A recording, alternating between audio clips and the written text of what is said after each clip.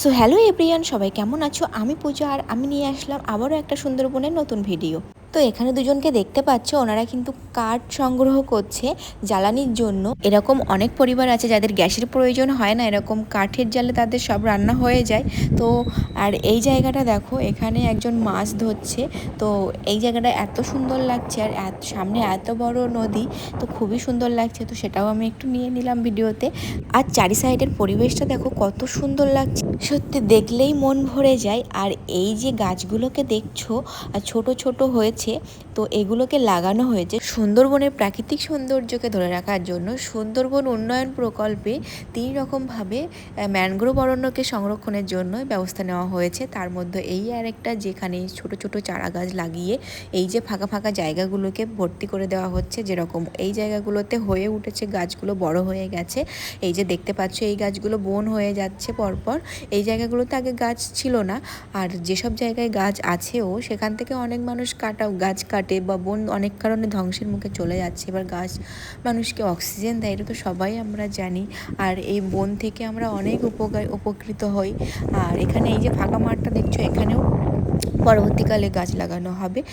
এই প্রকল্প থেকে আমরা এটাই জানতে পারি যে এরকম ফাঁকা জায়গা থাকবে না, মানে পুরো বন বন হয়ে যাবে জায়গাগুলো।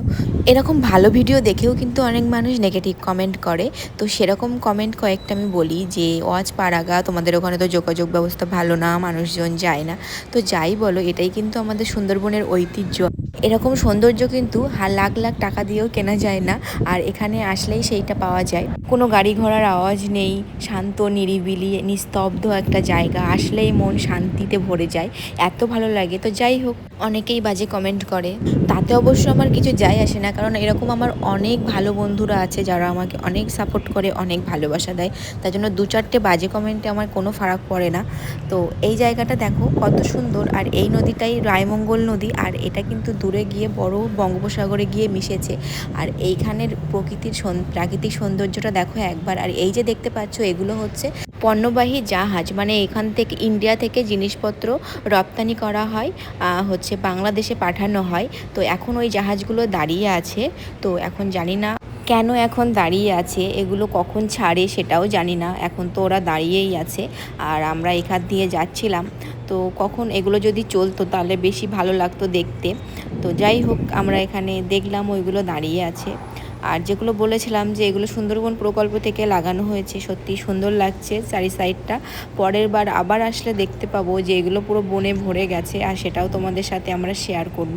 আর যে মালবাহী জাহাজগুলোর কথা বলছিলাম, এগুলো দেখো আমি জুম করে দেখাচ্ছি।